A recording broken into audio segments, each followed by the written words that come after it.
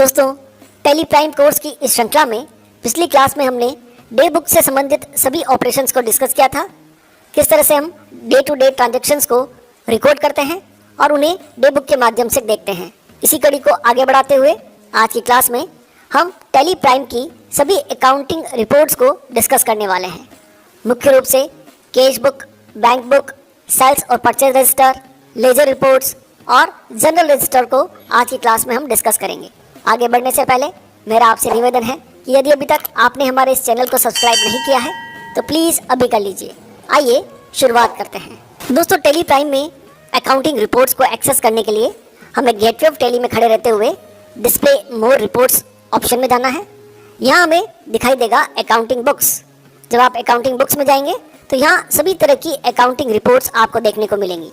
जब भी हम कोई ट्रांजैक्शन अपनी बुक्स में या टैली सॉफ्टवेयर में पोस्ट करते हैं तो वो ट्रांजैक्शन उसके नेचर के अकॉर्डिंग अलग अलग बुक्स में जाकर स्टोर हो जाते हैं।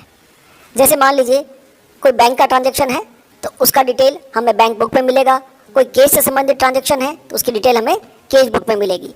इसी तरह से सेल्स से संबंधित ट्रांजैक्शन सेल्स रजिस्टर में देखने को मिलेंगे और परचेज से संबंधित ट्रांजैक्शन परचेज रजिस्टर में देखने को मिलेंगे। आइए एक एक करके हम इन अकाउंटिंग रिपोर्ट्स को समझने का प्रयास करते हैं। सबसे पहले हम बात करेंगे कैश और बैंक बुक की।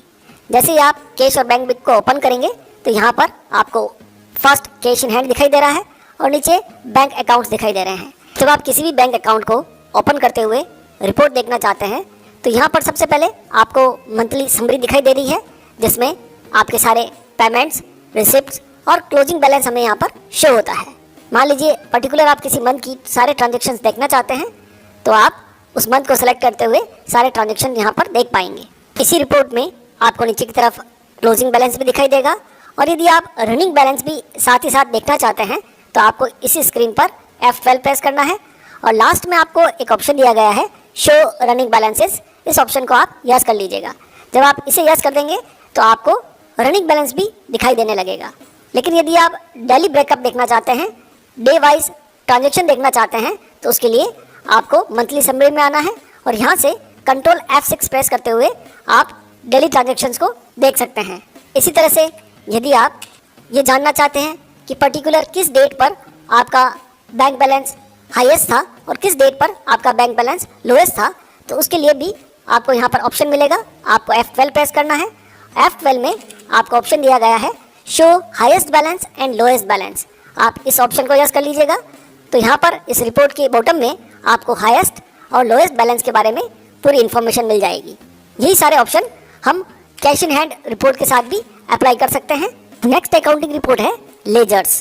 जी हाँ दोस्तों, इस रिपोर्ट के माध्यम से आप अपनी कंपनी के किसी भी लेजर की रिपोर्टिंग को देख सकते हैं।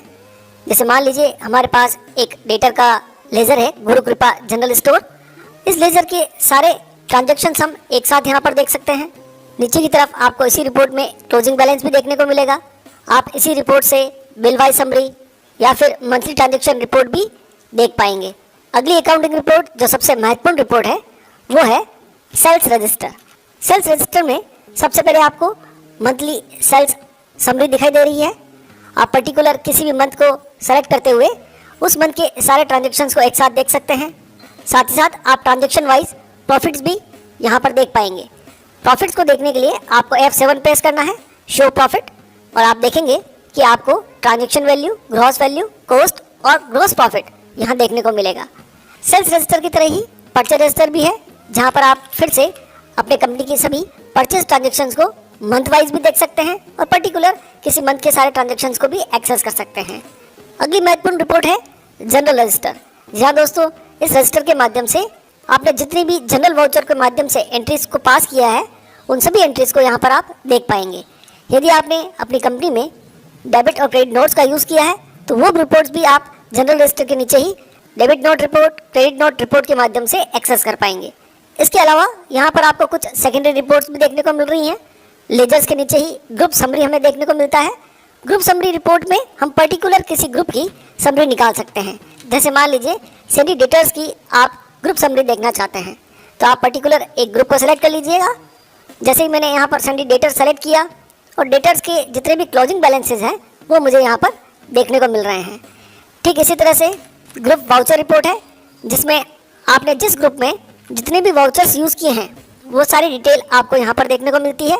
जैसे मान लीजिए हमारे यहाँ पर डेटा रिपोर्ट में देख रहा हूँ, तो डेटर्स के लिए हमने जितने भी वाउचर्स का यूज़ किया है वो सारे यहाँ पर एक साथ दिखाई दे रहे हैं। इसी तरह से हमें काउंटर रजिस्टर, पेमेंट रजिस्टर और रिसिप्ट रजिस्टर, ये 3 रिपोर्ट्स और देखने को मिलती हैं, जिनके माध्यम से आपने जितनी भी काउंटर एंट्रीज की हैं उन्हें आप देख सकते हैं। पेमेंट रजिस्टर में आपने पेमेंट वाउचर्स के माध्यम से जितनी एंट्रीज पास की हैं मंथ वाइज उन्हें आप एक्सेस कर सकते हैं। ठीक इसी तरह से रिसिप्ट रजिस्टर का यूज़ करते हुए रिसिप्ट वाउचर में जितनी भी आपने एंट्रीज की हैं उन्हें आप यहाँ से देख पाएंगे। तो दोस्तों आज की क्लास में हमने सीखा कि किस तरह से हम अकाउंटिंग बुक्स या अकाउंटिंग रिपोर्ट्स के माध्यम से अपने अलग अलग ट्रांजेक्शन्स को उनके नेचर के अकॉर्डिंग अलग अलग बुक्स में देख सकते हैं और एनालाइज कर सकते हैं। यदि आज का हमारा यह वीडियो आपको पसंद आया हो, उपयोगी लगा हो, ज्ञानवर्धक लगा हो, तो आप इसे ज़रूर लाइक करें, शेयर करें और कमेंट करें। आज की वीडियो में इतना ही, मिलते हैं अगले वीडियो में। तब तक के लिए खुश रहिए, सीखते रहिए, सिखाते रहिए। वीडियो देखने के लिए आपका बहुत बहुत धन्यवाद।